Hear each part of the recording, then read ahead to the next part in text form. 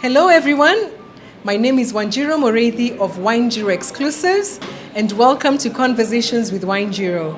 I'm really glad that we have Graham Parsonage, is it? It is. Yes, from Kysa wines who bring Silverthorne wines and Silverthorne wines and maybe some new surprises you'll tell us about today. Thank you so much for creating time for this. Welcome. Thank you, it's my pleasure. Yeah. So how long have you been in Kenya, and tell us a bit about the company background? Time in Kenya, on and off since 2003. Yes. In different industries, different businesses, but in the wine business since beginning of 2021. 2021, so this is a COVID baby. Yeah, it's a COVID baby. I don't think we realised that COVID was around when we set it up, or didn't think of the ramifications of COVID and what it would mean, because we had these plans for importing good quality wines from South Africa into Kenya, and didn't think of how COVID would impact that. Okay. And did COVID impact it? We don't know. You don't know because know. you only started during COVID, and you can now see the company grow and grow. Have you always been interested in wine, or what were you doing before wine? I think I was drinking wine before I was involved in the business. That is a good way to start. No, my previous existence was in something very different. It was a software business, selling financial software to banks throughout Africa, but based in Nairobi. Yes. And then COVID hit, and it wasn't really possible to carry on doing that because it involved a lot of travel.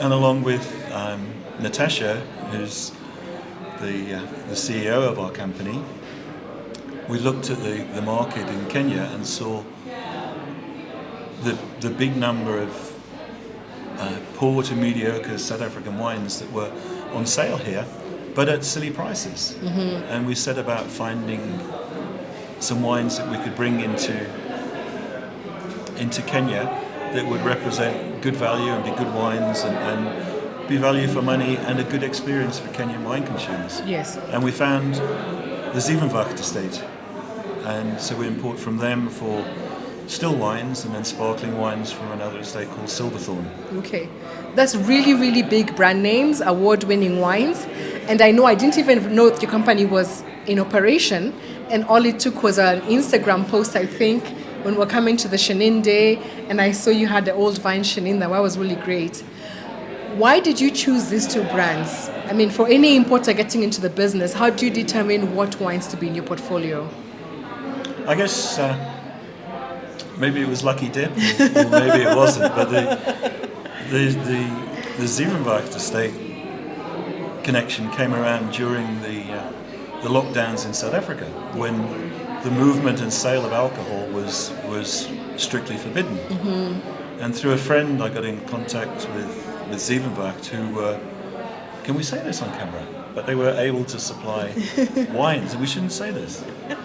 It wasn't illegal for trading outside the country. It wasn't illegal in Kenya for us to do this in South Africa, no, so it's okay. Yeah. But we made that connection and then looked at the range of wines they had, and they have 16 different wines on 3 tiers: entry-level wines, estate wines, and premium wines. Yes. And the thing that goes throughout it all is the quality, and it's an estate in the South African sense, in that all the wines they produce are made from fruit that is grown on their own farm, so they have control of quality from beginning to end of process. And they're also nice people to deal with, and they were willing to support us as a startup business, mm-hmm. and they've been very supportive with us here. The thing that was missing from their portfolio was bubbles. Yes. And we had a contact with Silverthorne, who only make bubbles. Yes. And two lovely people with John and Karen Loebscher. And again, we visited them a couple of times, and we were greeted as friends, and would you like to sell your wines in Kenya? Yes, please. So we have that relationship. So now we have 19 wines in our portfolio. Your portfolio, yes. Are there plans for others? It was hard introducing 2 new names to the Kenyan market. So Silverthorne which is a problematic word for Kenyans to say anyway, so we're called 7 watched or 7 wept. Silverthorne's kind of easier. Yes. Are we looking for anything else to import at the moment? No, I don't think so. Maybe a Pinot Noir or maybe a Malbec. Okay. But would they be? Pinot Noir would be from South Africa. Malbec probably from South America. Mm-hmm. But we're kind of happy with the portfolio we've got and know which wines sell and which ones don't. In Kenya, it's a growing market of wine-educated people, but with a strong flavour towards red wines. Okay. And a knowledge of the different Clearly. varietals. Yeah. Yes. So, yeah, we're not looking for anything else at the moment, but we're looking to refine what we have. To refine those two. And think, okay, a couple of these varietals are not moving, but this one is selling 3 times. Like, for example, our Cabernet. Yes. Has just, we've sold 3 times as much of that as anything else. As anything else, wow. And it's a lovely wine, but it's good quality and very good pricing. It's good price, and Kenyans know Cabernet. Okay. So it sells. It sells, yeah. Yeah, we just have to refine a little bit what we have. Okay. Interesting that, 19 seems a small number compared to the other big players.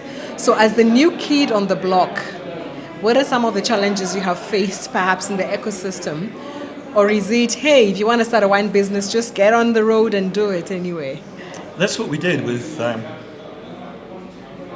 lots of hope and glory and yeah, we've met some nice people. Like compared to my previous existence, it's lovely to meet some of the people you meet in the wine industry. And I think we've built our relationships with people based on trust and not just saying, oh, we've got some cases of this wine, do you want to buy it? And then people listing it on wine lists and menus, and then they order some more and we don't have any. So we've got continuity of supply and operating on a basis of trust with our customers. And I think at the end of the day, people buy from people they like, who've got a good product and have a good business relationship. And yeah, that's where we are. Okay, no, great. What are your plans for the future, or where do you see the opportunities in this market? I'm sure sometimes because of the competition, most people think we don't need another importer and another brand in the market. What would your advice be for someone who wants to venture into the market, especially at this time? Be very careful who you select as your import agent. Okay. And I think I remember that story. Yeah. Yes. But I think KRA are very pleased when there's new importers coming in because it's a great opportunity for them. Yes. And that's one of the big hassles of importing liquor into Kenya, is that it's a big revenue source for the government, but the government agencies make it very difficult to do it when it's money coming through at the beginning of the day. If that could be made easier, wow. Fantastic. Yeah, but then the fact that you're still in business also means that it is profitable to you and beneficial to the customer in terms of the diversity of products. You're surely not just working for KRA. Sometimes I hope not. Sometimes we wonder. Yes. But yeah, I think hopefully at the end of the day we will show a good profit and have a sustainable business that will end up employing more people in Kenya in different roles. But yeah, it's exciting to start something from nothing and see it grow. Yeah, we're getting there slowly. Great. Fingers crossed. Fingers crossed again. I'm sure this is only the beginning of the journey, and I want to toast to you and wish you good luck as you continue with your business. Cheers. Thanks, WINENJIRU. Cheers.